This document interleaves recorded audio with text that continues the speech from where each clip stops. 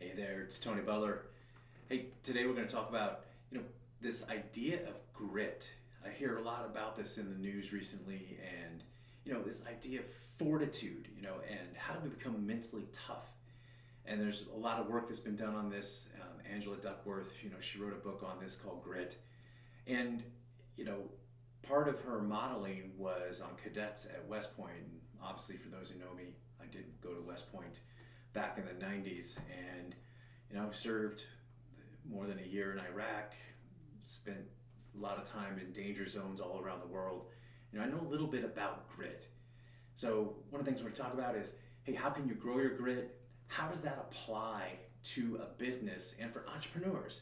Because guess what? Business is hard, and being able to have fortitude and get through tough times is really important. Okay, so we're going to talk about that, but before we do that, please like this video, follow the channel. I'm going to be dropping a lot more information over the next few weeks on, hey, how do you grow a business? How do you get started? And what are some things that you can do to get additional traffic back to your website and grow it? All right, so let's get right into it. Business is hard. And one of the things that people don't understand is that when you start a business, you have a lot of assumptions, things that you think you know, but then you're going to test them against the market. And guess what? Nobody has a crystal ball. They don't really know what's going to happen. So you create plans, you start to execute those plans, and then those plans get beat up. And there's a really famous saying by Eisenhower during World War II. It's like, plans were not really valuable, but the planning process is valuable. And what I'll say to you is that you put your plans together and then you start to execute those plans. And now this is where grit comes in, is you have to have the patience. You've got to have the fortitude to start to execute your plan and then look at, is it working or not, and then change and pivot and then keep fighting forward and keep pushing forward. And you've got to do this over a long enough period of time until you can get to a point where your execution processes are working, okay? And in a business, what are those processes? You have your operational process, your sales and marketing process, and those are the two things that you're going to use to grow the business, okay? So operational, sales, and marketing. And then obviously, there's other parts of a business. There's your people processes and those things. But you've got to last long enough. And, people get worried, they get nervous. Hey, I'm not going to have enough money, and we're running out of money, and how do I make payroll? And, oh, I just got a notice from the IRS. And, hey, I'll tell you something that happened to me a few years ago.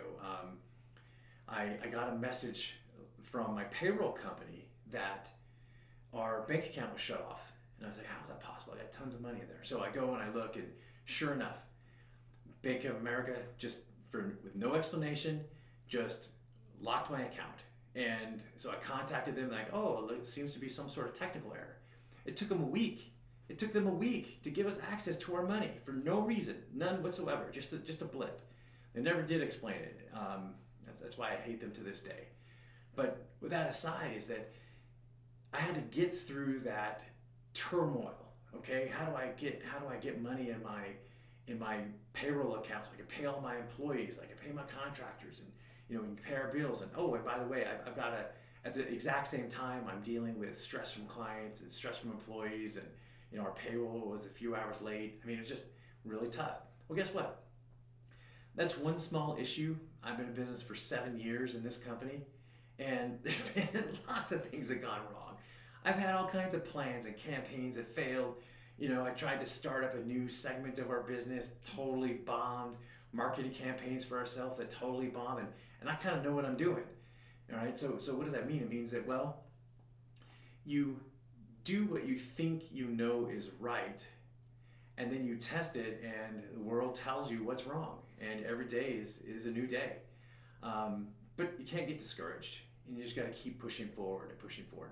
So how do I actually develop grit? How do I develop a mental mindset of, okay, I'm just going to keep pushing forward no matter what the obstacles are?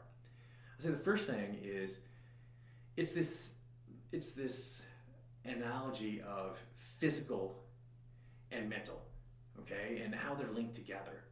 So if you've done really tough physical things, what you find is that a lot of them, your mental outlook on it is going to be really important. So like if you did sports in college or high school or something, in high school I played football, basketball, and I ran track, all varsity level. Okay, so you do 2-a-days at football, and you go as hard as you can in the morning, and then you go hard as you can again late afternoon.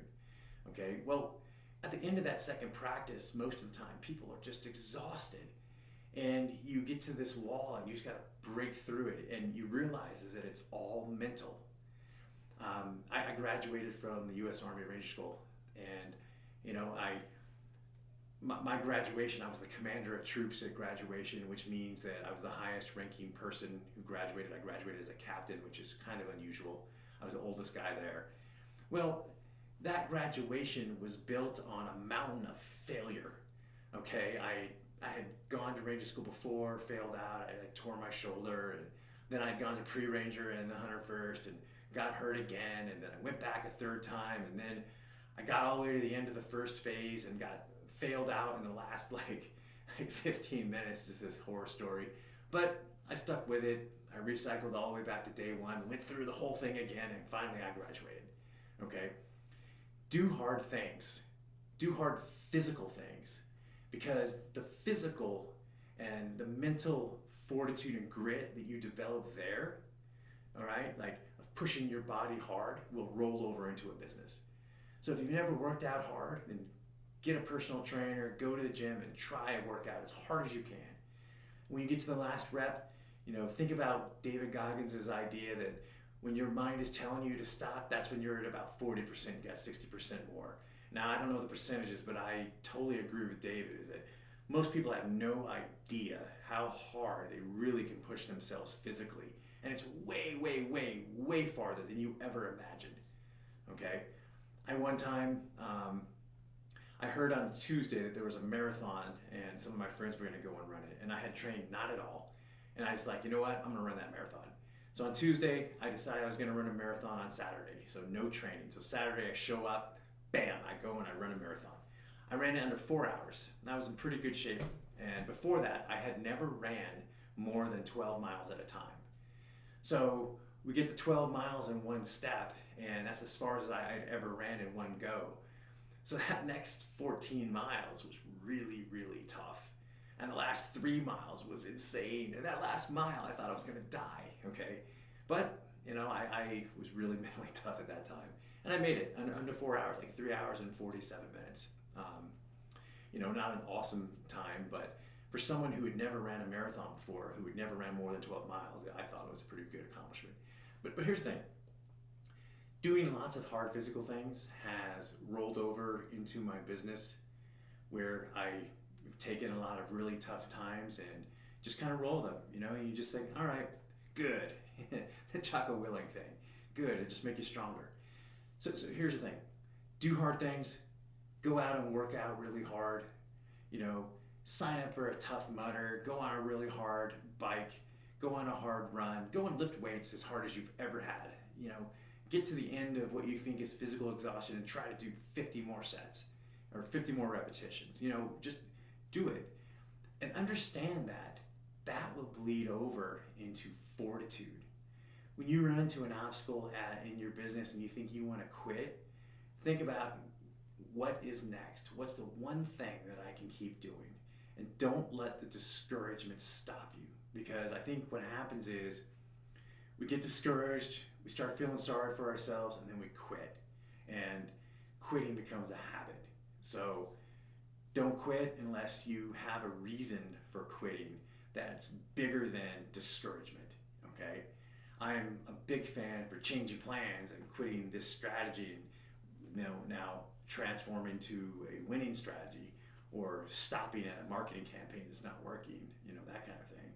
I think quitting is important, but you gotta have a reason for it. Don't quit because you're discouraged. Don't quit because you're a baby, or you're too tired, or it's too hard. Don't wish things were easy. Wish you had more skills. Wish you were stronger. Wish you were better. Wish you had more expertise, because that will get you to the next level. Okay, I hope you understand what I'm talking about here. Grit, it's important. Mental toughness is important to a business because it's a grind and there's no way around it. All right, till next time, Tony Butler, and be well.